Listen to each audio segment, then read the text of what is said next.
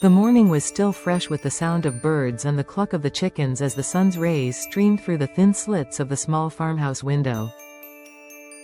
The air smelled of dew and fresh earth, a smell that could only mean one thing: another day full of hard work ahead. "Daughter, give the chicken coop door a hard push so it'll stop swinging around," Mom's voice rang through the kitchen. Her voice always had that mix of love and firmness that only a mother could convey. In a household like this, there was no room for laziness, no room for neglect. There was always something to do, always someone to look after. That was just the way life was here in the countryside. Mom had a way of balancing everything: the chickens, the house, the garden, and still managing to nurture her family. I nodded absent-mindedly as I stood by the window, a tape in my hand. Neum ties, my grandma used to call it. Those words always carried such weight. Grandma was the one who always saw things differently, the one who told stories that made you feel like they could be real. She believed in the connection between this world and the unseen, the spiritual world that danced just beyond the edges of our vision. That thought lingered in my mind as I stood there, gazing out the window, not paying much attention to the tasks ahead. I slid the cassette into the player with a soft click and let the music begin to play. The melody was gentle, comforting in its simplicity. "Oh, I like this song. Sounds nice," I muttered to myself, tapping my fingers to the beat. The warm sunlight made me feel sleepy, but I was careful not to show it. My friend, the one who had lent me the cassette, had been insistent that I give it a few more listens. She was always lending me music, always pushing me to explore new sounds. But today, it felt different. "What? I just lent it to you yesterday. You're already done? Why not listen to it for a few more days?" she had asked me just yesterday when I handed the tape back so quickly. I could hear the concern in her voice, the hint of disappointment. She wanted to share things, to bond over the music, and I could sense that. But sometimes, you just get tired of listening to something. Music becomes background noise after a while. You need something fresh to stir the emotions. "It's okay," I had said, brushing off her concern. "I've listened enough. Is it that you don't like the songs I have on there?" She sounded like she was genuinely worried. "No, I liked them," I had reassured her, though I wasn't sure if she believed me. "I'm just done listening." I wasn't really lying, but there was something about the way the music felt now. It just didn't resonate with me anymore. "Okay," she had fallen quiet for a moment, as if mulling over the situation. I could almost hear the gears turning in her head, trying to make sense of my response. "Well, just let me know if you ever want to borrow it again," she had finally said, a little more cautiously this time. "Yeah, thank you," I had replied, offering what I hoped was a friendly smile, even though she couldn't see it. The conversation stuck with me for a moment as I pressed stop on the cassette player. Just as I was about to get up to do the chores my mom had called me for, my friend's voice echoed in my head again. "Hey, did you by chance wipe the songs on my cassette when you brought it home?" I felt a chill rush through me, my heart skipped a beat. What was she talking about? I hadn't touched any of the songs. "No, I haven't." "Why?" I asked, my voice sounding shaky even to me. "Really, 'cause all the songs disappeared?" She seemed genuinely confused, almost frustrated. "Here, you try listening to it, it's completely silent." I took the cassette from the player, pressing it to my ear. The silence that came from the tape was eerie. My stomach dropped. There should have been music. There should have been the soft hum of kwvtxiaj, those sweet, traditional Hmong folk songs that connected generations. But there was nothing. I handed it back to her quickly, trying to act casual, though my heart was racing. "Here, I'm not listening anymore," I said, trying to hide the guilt in my voice. I seriously didn't delete your songs, but if you need, I can compensate you. I didn't want to cause any trouble, but something about this whole situation felt wrong. Oh no, it's okay, I was just asking, she said. Her tone softened. Don't worry about it, I'll have my brother make me a new one. I breathed a sigh of relief, even though I felt an odd, nagging sensation deep in my chest.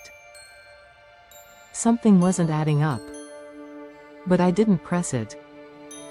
She didn't seem upset, so maybe it wasn't that big of a deal after all. The day moved on in its usual rhythm. Mom kept calling for me to do this and that, check on the chickens, refill their feed, unplug the CD player that seemed to be always left on. Why didn't she turn her CD player off before going to school? Mom grumbled, more to herself than to anyone. She's going to get an earful from me once she comes back from school. Such a waste of electricity. I paused, looking at the player.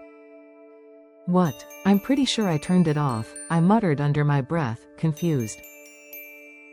It had been running all night, the hum of the machine still lingering in the background of my thoughts. This darn thing, Mom muttered, walking past me and tugging the cord out of the socket with a decisive yank. I couldn't shake the feeling that something was off, but I tried to put it aside and focus on what I needed to do. Daughter, see if the chickens are out of feed and water. Mom called again. If they're out, refill them. The urgency in her voice snapped me back to reality. I nodded and hurried outside, the crisp morning air greeting me as I opened the door to the chicken coop. It was peaceful for a moment, just me and the chickens, the world outside quiet for now. But then, as I bent down to check their water bowl, one heard it, a rustling sound. It was faint at first, like a whisper carried on the wind. I straightened up, looking around, my heart suddenly racing. What's taking you so long? Mom called again, her voice cutting through the quiet.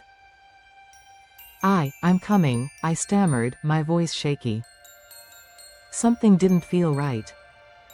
There was a heaviness in the air, as if the world itself was holding its breath.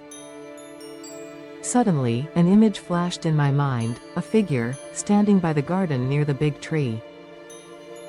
The figure was a woman, draped in green and pink sashes, her silhouette swaying gently in the breeze. I froze, my blood turning cold.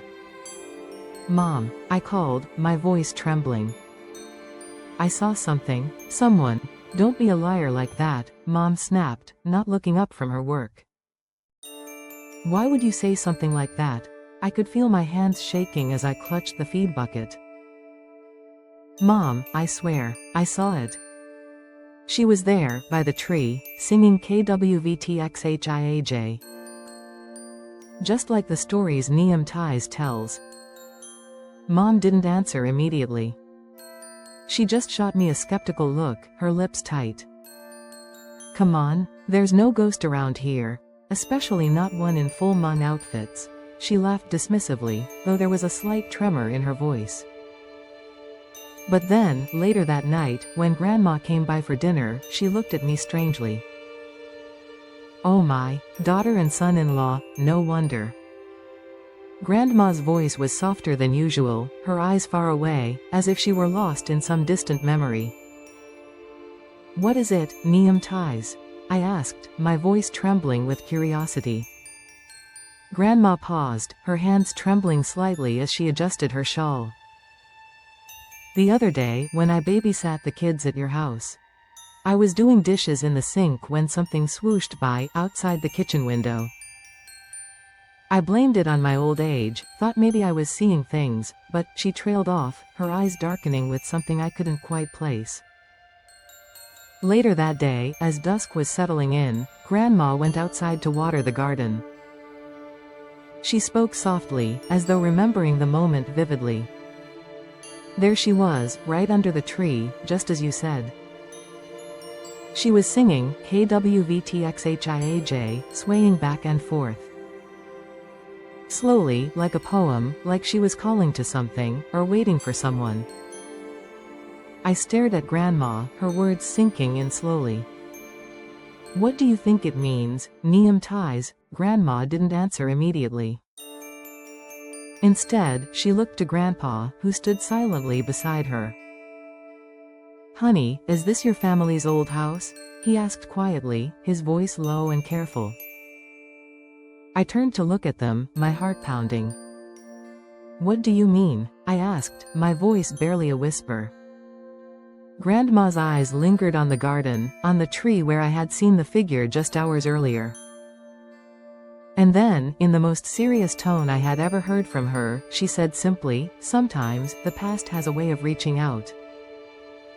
The stories we think are forgotten, the people we think are gone, they never really leave.